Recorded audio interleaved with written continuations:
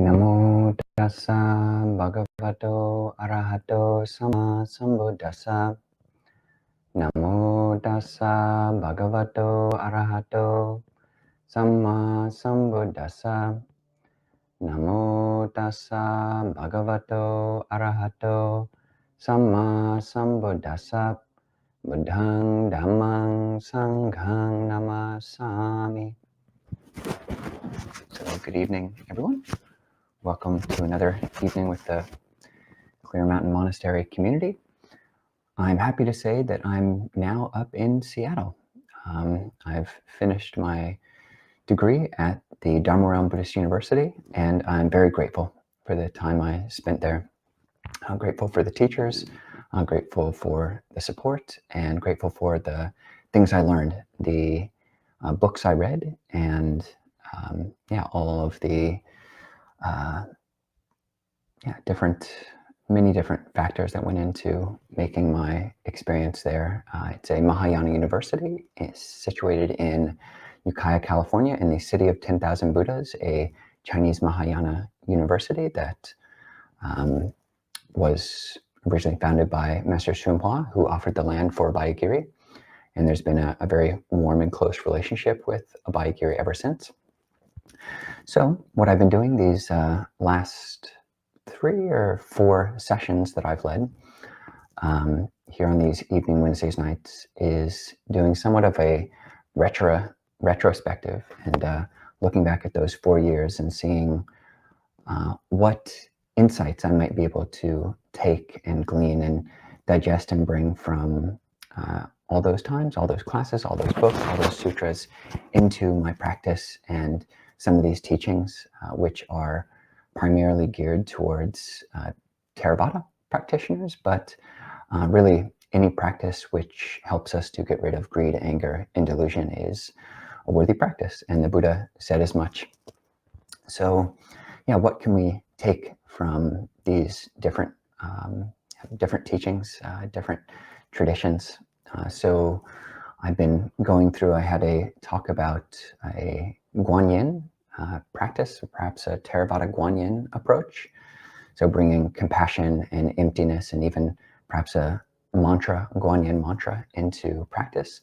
Spoke about attachment to right views or attachment to Theravada views, which is certainly something which I experienced a lot of. And any insights I had there were more of an epiphenomenon, not really the results of a class that I took or books that I read, but more just being put face to face with views that I didn't know what to think about. And tonight I'll continue with a topic which I think can be interesting to broach on a number of levels, and that is the concept of Pure Land.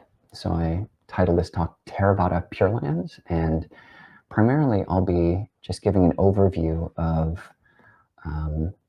Suddhavasa, which are literally the pure abodes, what they are. They do appear in a Theravada context.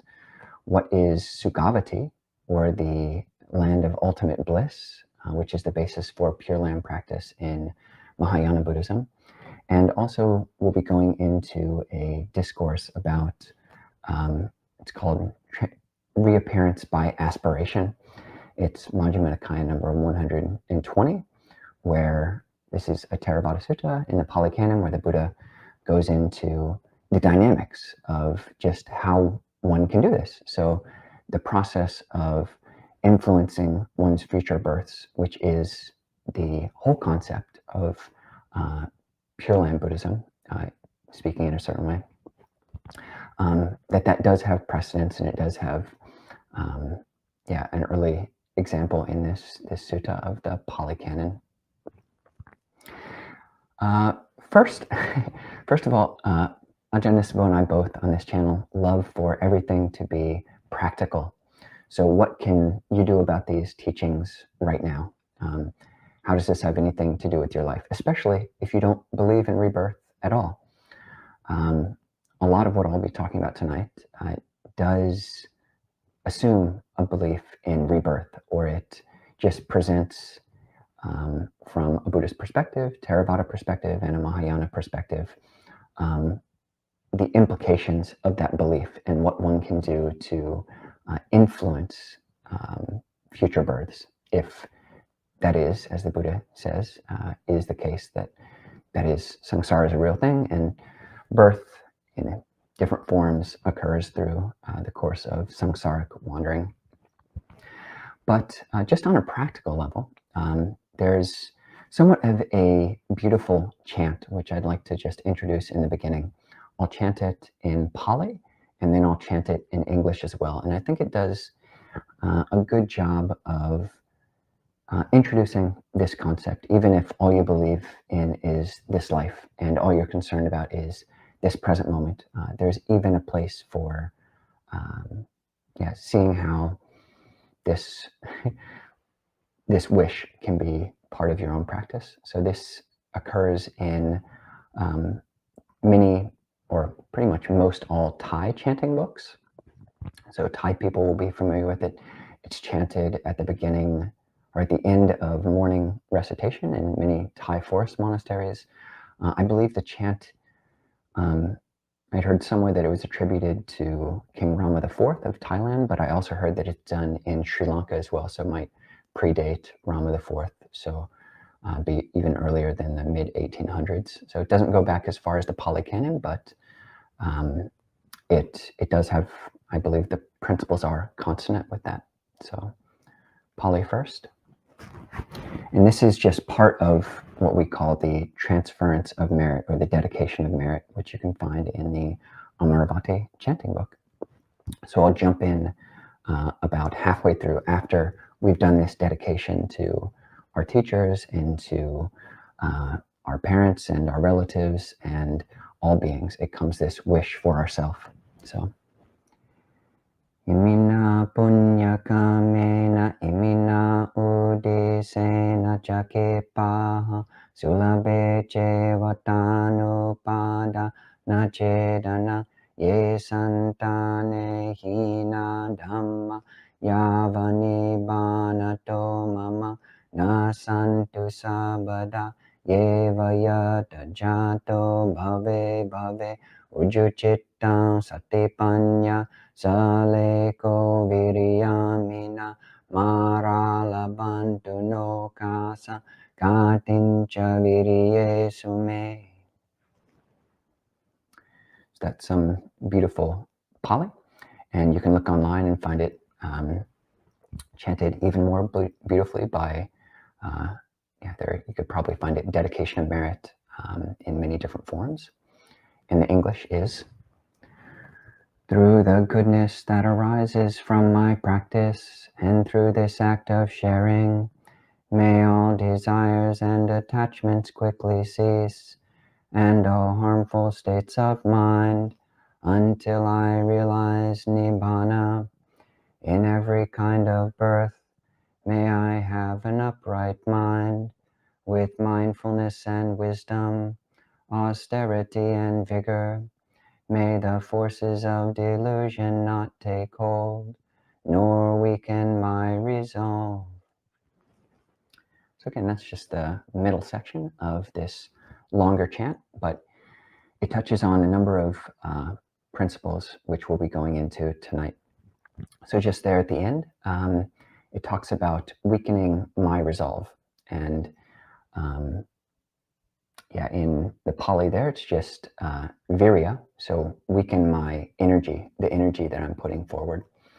And that is one thing which is different about the Suddhavasa, the pure abodes. I'll just use that terminology when we're speaking about the Pali context of the heaven realms, the high, fine material heaven realms of the Pali Canon, and the Sukhavati, or the pure lands, the ultimate lands of ultimate bliss of Amitabha Buddha in the Mahayana Canon. But it's a different goal. The virya, the effort which is being exerted in a Theravada context, is for arhatship, for this context of getting rid of all greed and anger within myself, and all delusion to the extent of fully understanding how I cause myself suffering.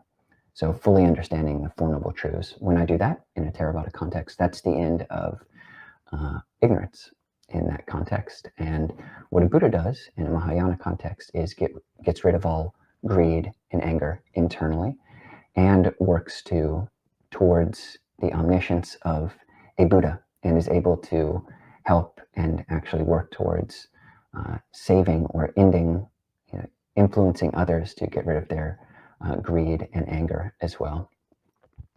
But this wish, which is in every kind of birth, may I have an upright mind. In every kind of birth, may I have an upright mind. In the specifics of that, that you can conceive of it in terms of the present life. In every presently arisen state, in every moment that I can influence, may I just bring as much mindfulness as I can to the practice. That's great. Being in the present moment, the Buddha didn't stop there in either a Theravada or a Mahayana context, but did talk about being able to plan for the future. I spoke about this in another recent talk, but when the Buddha's teaching his son Rahula about giving up, when you're thinking about doing something by body, speech, or mind, Rahula, you should reflect this act of body, speech, or mind that I'm thinking about doing. Will it lead to my own affliction, to the affliction of others, or to the affliction of both? And when you realize that it's not, then you should do it. And if you realize that it is, then you shouldn't do it. So there is this prospection, this looking into the future as an aspect of Theravada Buddhism. And whether you want to think about that as the very next moment or how you're influencing all the hopefully happy and harmonious moments of the rest of this life, or as we'll see in the Theravada and the Mahayana canon, this principle does, the Buddha says, go into future lives as well. But in every kind of birth, whether that's the birth of the next moment, the next mind moment, or whatever I encounter, this wish for not just pleasure. So it's not a, and this is probably a facile understanding of the heavens of, or the wish for heaven in a Abrahamic religious context. It's oftentimes, certainly the popular conception of the wish for a heavenly birth, to go to heaven, basically, is you want all that good stuff. You want to see beautiful beings and beautiful angels and to hear heavenly sounds and basically just have all your cake and eat it too. Just looking for the pleasures. But one is wishing for, both in all of the contexts of Buddhism, you're wishing for a future birth, in which you're cultivating and maximizing the potential for a context, both in your own mind and in the outer context, which supports your own development of, as it says here, an upright mind and uju chittam, that you have mindfulness and wisdom and austerity, vigor. And as we'll see in the reappearance by aspiration sutta, the Sankara Rupapati Sutta, that's made specific into 5 qualities which can influence a practitioner's rebirth. So that, those being faith, a person who has faith, virtue, learning, generosity, and wisdom, or saddha, sila, sutta, chaga, and panya. Someone who has these qualities can then have an influence on their future birth by aspiration, by sankhara, by wish, by making a wish. If you have a certain amount of these 5 qualities, this Majjhima 120 says, then it can happen. It can happen. You can be reborn in different realms. So, but before I go much further, just for any diehard Theravada who is getting uncomfortable with any kind of talk about future birth or any kind of encouragement towards being reborn, let me assuage, let me make you feel better with this quote from, I didn't put down the quote, but I believe it's Anguttara 1's verse number 349, something like that. But a very potent simile. So just as even a tiny bit of fecal matter still stinks, so too I don't approve or praise even a tiny bit of continued existence, not even as long as a finger snap. So this is very good Theravada evidence that someone could point to, and might well point to the rest of this video saying, monk, dude, what are you talking about encouraging any kind of birth or thinking about future births? The Buddha didn't do that. Theravada Buddha didn't do that. You're supposed to put an end to birth in this life, and that's what the Buddha taught. You're teaching wrong view, etc. So that's your evidence, and that's from the canon, and yeah, it's hard to argue with. And the Buddha did, as we'll see, also teach people maybe who aren't ready to hear that. Maybe people who, yeah, do still have a wish for heaven. This is a very natural and normal part of life in a Buddhist country, is that not everyone is wishing for nibbana or nirvana. You've got a country like Thailand, however, 70 million people, 300,000 monastics, 30,000 monasteries.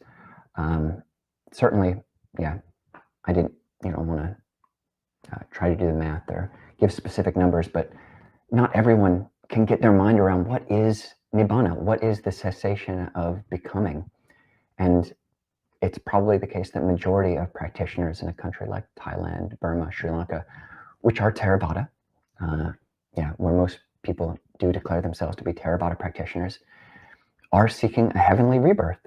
They just can't get their minds around the end of becoming, that this is it. It seems like annihilationism, extinctionism, and the Buddha did have things to teach them as well.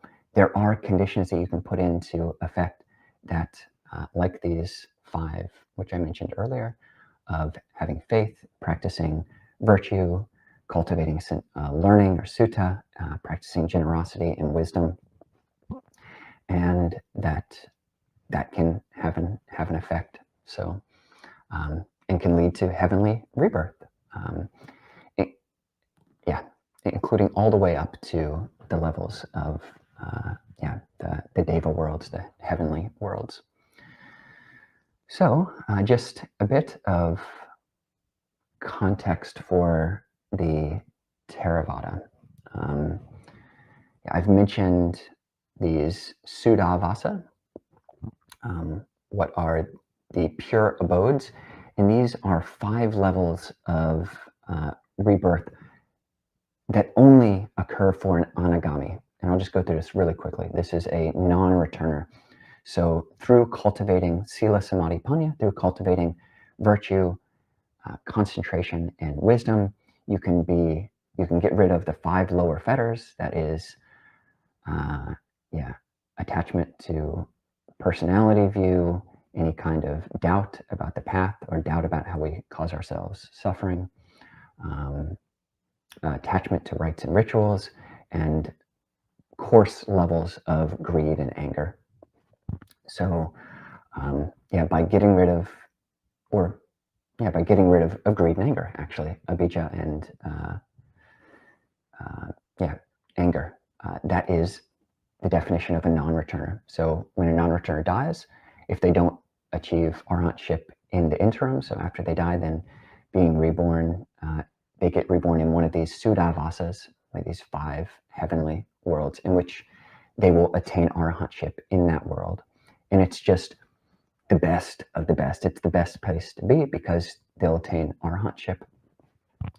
And from a Theravada point of view, it said that bodhisattvas, and it's not said in the earliest strata of the canon, but it is an accurate, based on the logic of Theravada, it makes sense that a bodhisattva could not be born in the Suddhavasa, these pure abodes of Theravada, because a bodhisattva is intending to be reborn, or is intending to become a Buddha.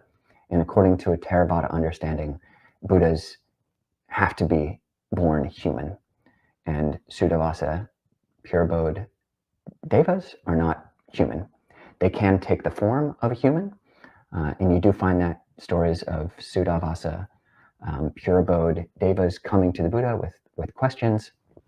And there's actually one story where this one particular deva appears before the Buddha and he's kind of sinking into the earth, and the Buddha tells him to manifest a material form so that he can that they can actually stand on the earth and talk to the Buddha.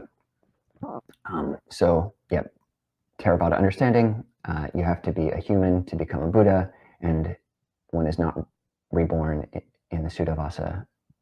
That's the final birth, so that precludes becoming a Buddha from a Theravada point of view in the pure abodes. What is Sukhavati? Sukhavati, literally Sukha, bliss or happiness, Avati, or Vat. Vat is the place of bliss, the land of bliss, ultimate bliss, or also called the Vishuddha Buddha Kshetra, Buddha Keta, the field of a Buddha, which is Vishuddha, totally pure. And there are three main Mahayana sutras which talk about this pure land, and one of them is I believe the shorter discourse on the Pure Land, which is chanted every evening in Chinese one day and then in English the other at the City of 10,000 Buddhas. And this is very much the case in many Mahayana monasteries, that's the primary sutta that will be chanted. And really, Pure Land Buddhism is probably the biggest, largely speaking, sect or type of Buddhism that's practiced in the world. So Pure Land Buddhism is a dharma door, a method of practicing the Buddha's teaching, which is probably practiced by more people than any other way of practicing Buddhism. Why is that? Because it's very approachable. And why is that? Because what you find in these suttas, these three main Pure Land suttas of the Chinese canon, is a method of practice which is reciting the Buddha's name and recollecting the Buddha, and particularly Amitabha Buddha. So what we find posited and stated in these suttas is that once when the Blessed One was dwelling in Jeta's Grove, Anathapindika's park, there was a big gathering, this is Chinese Mahayana Sutra, of great disciples like Sariputta, Mahamoggallana, Mahakassapa, and many others, and then many other great beings, great bodhisattvas. And there the Buddha says, in a Buddha land, which is many hundreds of thousands of Buddha lands to the west of here, you'll find a Buddha land which is inhabited by or presided over by this Buddha Amitabha Buddha. And the Dharma door, which is put forth in this sutra, is that if one recollects Amitabha Buddha and recites his name, and in Chinese this is usually Namo, or homage to Amitabha Buddha, Namo Amitofo in Chinese, or Namo Amitabutsu in Japanese. And just by reciting the Buddha's name, you are creating affinities with that Buddha in that Buddha land. And this term Buddha Kshetra, or Buddha field, or Fotu, does not appear in the earliest levels of the Pali Canon. It is in commentaries and sub-commentaries. But this concept, yeah. So we have a Buddha field, a Buddha, this Buddha land to the west of our Buddha land, which is presided over by Amitabha Buddha, which is basically, he has created this world, which is basically a super place for practicing Dhamma. How it's defined in the sutta is beautiful sights everywhere. There's all sorts of gold and jewels everywhere you look, and you're born from a lotus, and there's no greed, anger, and delusion. And when the wind blows, it rustles the trees, which make this sound, which help you remember the Buddha, the Dhamma, and the Sangha. And there are birds there, which in their chirps, it helps you recollect the Buddha, the Dhamma, and the Sangha. So it's basically the ultimate place for practicing the Buddha Dhamma. And yeah, so that's a brief introduction to Sukhavati, or the land of ultimate bliss, the pure land of Amitabha. And how it ties into the reappearance by aspiration is that in that sutta, Majjhima number 120, the Buddha says, take a practitioner who has a certain level of faith, virtue, learning, generosity, wisdom. And they think, if only when my body breaks up after death, I would be reborn in the company of ... devas. So, and then in this sutta, the Buddha goes through the whole, well, he starts off with, someone can think, may I be reborn as a wealthy Brahmin or a wealthy merchant, and then may I be reborn in the level of all these different ascending hierarchy, choirs of angels, of devas. Then, if they've got that certain level of faith, virtue, learning, generosity, wisdom, and they have this wish, if only aho is the kind of aho, if only I was born there. Then they settle their mind on that thought, they concentrate it, and they develop it.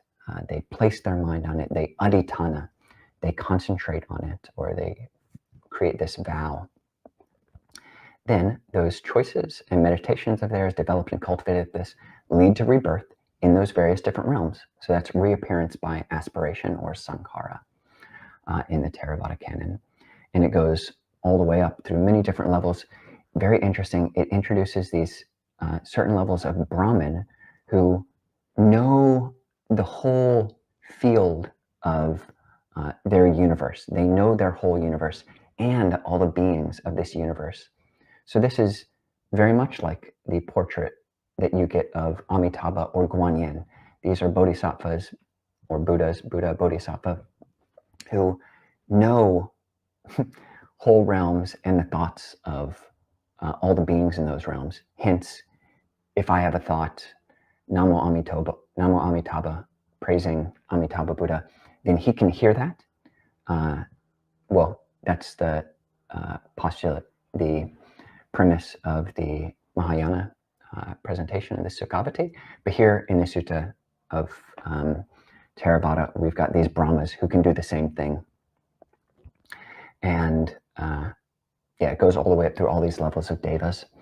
And another interesting thing about just jumping over real quickly, please forgive me, to the, back to the pure lands, the Sukhavati of Mahayana Buddhism. One of the other great things about it is that you want to be generous, and there are all these opportunities. There are all these Buddhas, other Buddhas, who live in Sukhavati, and you can make offerings to them, which is great. Not only do you hear the Dhamma, you have offerings. You can make offerings and be generous to Buddhas, which is a great form of making offerings. So that's where that's another reason why one would want to be reborn in the Sukhavati. And the this Majjhima Sutta then ends by saying, and then again, this is where the diehard Theravadins will want to again become happy with me, because this is how the Buddha ends. And they say, or they think, if only I might realize the undefiled freedom and freedom of wisdom in this very life, and live having realized it with my own insight due to the ending of defilements. Aho vataham asavanam kaya anasavanam chito vimuting panya vimuting diteva dhamme sayan abhinya sachikatava upasampaja viharanti ti. So that's a wish. And the Buddha says, and they can realize that truth, somewhat based on this desire. So this is using desire, using this thought, using this aspiration to put an end to aspiration, using desire to put an end to desire, which is very much a Theravada approach and the Mahayana approach, using this wish to be reborn in the land of Amitabha so that you can become a Buddha. And it's a general tendency and a pitfall, a danger of Theravada, that we lean in the direction of non-becoming. So the cause of suffering in a Theravada, in Four Noble Truths, is said to be craving. Craving for what? Craving for sensuality, craving for becoming, craving for non-becoming. As Theravadins, we're apt to crave for non-becoming. I hate samsara. I hate everything in samsara. If you praise samsara or anything in samsara, I kind of hate that view, and I kind of hate you for saying it. In a Mahayana approach, there's the tendency, a possible tendency, or a pitfall, a danger of the craving for becoming. So, but can one use becoming to put an end to becoming? That is what the practice of Pure Land Buddhism is purporting to do. And is it possible that someone, through reciting Amitabha's name for 8 or 10 hours a day, 12 hours a day plus, I've been to these Amitabha retreats where that's literally what people are doing all day long for 3 days, 7 days, 10 days, or their whole life. People take this as their whole Dhammador, and you're reciting this, that one could enter a level of samadhi? Definitely. If one can get their mind around, I might be reborn in this heaven realm if I recite this name a lot. That's, for some people, a lot easier to get their mind around than saying, oh, I'm going to look at the breath because maybe I'll achieve enlightenment based on that, which the Buddha said you can do if you're wise about it. But that doesn't pull everyone. So is this a skillful means? Does the Pure Land actually exist? I don't know. I've never been there. And neither has, the Buddha has never been reborn in the pure abodes, because if he was reborn there, then he would have to attain, he did attain arhatship there. So that's one realm in which the Buddha has not been born. But just in summary, before we open it up for questions, and I invite anyone to put questions in the chat, one very useful way of taking this concept of the Pure Land into one's Theravada practice is this: in every kind of birth, may I have an upright mind. And just taking this term of the Sudhavasa or Sukhavati as being a placeholder for whatever the optimal birth is. So I know one Theravada teacher who actually recommends spending time on thinking about what your future birth might be, because as much as we might want it, the conditions might not be there for us to achieve arhatship in this life. So having this wish, if only I might realize the undefiled freedom of heart and freedom of wisdom in this very life, and having realized it with my own sight, realize Nibbana, basically. But as a second best, may I be reborn in the best place for enlightenment. And if Sukhavati exists, then may I be born there, because there's no backsliding. That's a similar characteristic between the Sukhavati of Mahayana and the Sudhavasa of the pure abodes in Theravada, is that there's no backsliding. It's a safe birth. And where's the best place for cultivating Dhamma? May I be born there. If I'm going to be born, if I don't achieve arhatship in this life, then may I be reborn in the optimal place. And I can call that Sukhavati. I can call that whatever I want, but then inclining towards that. And I don't think that's, the Buddha allowed for that. This whole sutta, the Sankhara Upapatti Sutta, reappearance by aspiration, it doesn't say one can think yeah, yeah, may I be, when my body breaks up after death, oh, that I would be reborn in the company of devas. The Buddha doesn't just then, before he gets to arhatship, say, in that sutta, in the listing of the sutta, say, and all of those wishes for a heavenly birth are totally wrong, and you guys are idiots for thinking it.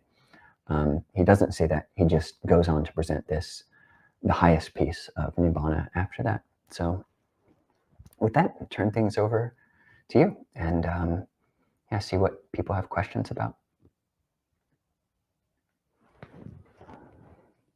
So from you, Ajahn, is it true if someone offers alms to an arhat, then he is guaranteed rebirth in a deva realms? I have never heard that, and I am almost positive it doesn't. That's never said anywhere in the Pali Canon, just because of the complicatedness of karma, and just I would find that hard to believe, just based on how complicated karma or kamma is. We're planting so many kamic seeds all the time, every moment that we're living in the world, we're planting karmic seeds. And the idea that just from offering a bit of sticky rice or something else into an arhat's bowl, that you could be guaranteed rebirth as a deva. Yeah, elsewhere there's this sutta that the Buddha says that in one way, predicting birth for many people is like throwing a stick up in the air. You can't say, is it going to land on this end? Is it going to land on that end? Is it going to land in the middle? Because we have not only seeds of our karma from this life, but seeds of karma from previous lives. So, yeah, I may have, yeah, it is not the case, actually. I can say that because, say I offer alms to an arhat today, but then I kill my mother, or I kill my father, or I kill an arhat, or I cause a schism in the Sangha. Those are all what are called the fixed destiny karmas. So one goes straight to hell if they do any of those actions in this life. After they die, they go to hell, rebirth in hell. So yeah, it's great karma. It's fantastic karma, and the Buddha does talk about different levels of ways of giving, and the value of what one is. If you give to a human, that's higher than giving to an animal, the Buddha says in the Theravada canon. Or if you give to someone who's virtuous, that's a merit which is of a meritorious kind, different from, and in the sutta, several suttas, the Buddha says superior to giving to someone who maybe doesn't have sila in their hearts, and similarly giving to an arhat is a really high type of dana. But the Buddha continues in the one of the last several suttas of the Majjhima Nikaya. The Buddha talks about the different levels and superior levels and types of giving, and says that giving to a Buddha is better than giving to an arhat, but even better than giving to a Buddha is giving to a Sangha. So long answer, but good question. Okay. In Theravada, I have never heard of the idea of a bardo, antarabhava. So where does our soul go in between death and rebirth? Thank you, Ajahn. So yeah, there's no, the word bardo, of course, doesn't exist in Theravada Buddhism, but there is this concept of an antara existence that incurs, or antara state that appears in some suttas, and yeah, so that, and where that is, what level of existence that is, it's definitely not gone into specifically. I believe it occurs in poetry or in verse, which is a different genre than when the Buddha's very clearly defining terms. So it's not defined very clearly in the oldest strata of the Pali Canon. So whereas the soul, obviously, yeah, in a Theravada context, we don't speak of souls or this atta. There are places where the Buddha talks about the consciousness or the gandhabba, the vijnana, descending into the womb of a mother. But where that is between death and rebirth, this can be answered on an abhidhammic level, that there's just these mind moments that you have your pre-death mind moment, and then, yeah, I shouldn't even try to go into explaining the abhidhammic conception of it because I don't actually understand it that well. But yeah, where it goes is not stated in a Theravada context, but in these suttas, it is that do mention this interim state. It is said that you can share merit with beings in that state. So yeah, if someone you know has just passed away, you can share merit. That is, if you've done something good, or as you're making an offering, or you can dedicate that. May this go to beings in this, if there is an interim state, to the interim state. And the Buddha very clearly said that that is for the good of the person who's doing that dedication. So, if I'm recalling correctly, bardo is a concept that originates from the indigenous Tibetan Bon tradition, which kind of merged with the Buddhism, for lack of a better term. Yeah, certainly bardo. I'm not sure if I was aware of it in the Tibetan Bon tradition, but I'm not sure if bardo, it sounds like it might be from a Western language as well. But yeah, it definitely appears and is elaborated upon both in Tibetan Buddhism and in Chinese Buddhism. You've got this concept that there's either a 7 or 49-day period before someone is reborn. Theravada doesn't talk about it in that, certainly not in those explicit and specific ways. Dear Ajahn, how can I work with sloth and torpor in my journey to meditation? Many merits to you. Yeah, with sloth and torpor, very good question. One of the techniques is bringing light, the aloka sanya, the perception of light, to mind. So that can be actually opening your eyes in meditation. This is perhaps the best thing that you can do, is just keep your eyes open. And if you can't keep your eyes open, then you might want to actually sit up, either sit in a chair or stand up. Yeah, actually looking at a light source, if it's during the day, getting up and looking outside, looking at the sky. If it's nighttime, looking up at the sky, looking up at the moon or the stars, that can help. And yeah, I think that technique of just opening your eyes, there is a way to tune into the perception of light with your eyes closed, but if you're tired, that's not the time to do it. But yeah, opening your eyes, and the physicality of just keeping your eyes open, your eyelids from closing, is a measure of effort and a measure of mindfulness. Your task at that time is, yeah, I'm paying attention to keeping my eyes open. And if you can equate that physiological gesture of just keeping the eyelids open with an attempt towards awake awareness and towards being mindful, putting aside greed and anger. And that's one thing also to watch out with sloth and torpor. The Buddha said that one of the causes for sloth and torpor is a bad posture. You can fix your posture. Another one is arati, or which is discontent or leaning in the direction of aversion. So to what extent is your mind disliking the sloth and torpor? And to what extent is your mind disliking anything else, the pain of being tired? And so work with it and see if have you actually gotten enough sleep? Do you have a sleep debt? In which case, yeah, you might take a nap. But if it's not the case, you've gotten enough sleep, you don't have a sleep debt, then yeah, finding these other ways to work around it. So I wish you the best. All right.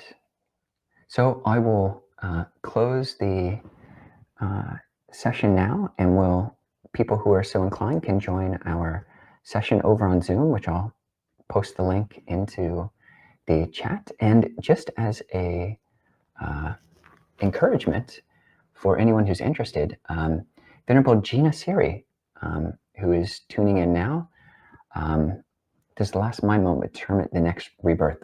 Well, I think Gina Siri will actually be joining us over on Zoom, so we can continue the conversation about rebirth, or Venerable Gina Siri is the Tudong, or walking pilgrimage monk who currently living in Sri Lanka, who Ajahn had a conversation with last week or week before that, something like that. So everyone is welcome to come over to Zoom, and we'll continue the conversation over there. And I hope people can join, and I'll be there in person at St. Mark's Cathedral this Saturday, and you're all welcome, and hope to see you there. And Ajahn Nisbo or I will be back next Wednesday. So wish everybody well, and hope you have a good evening, and hope to see you over on Zoom.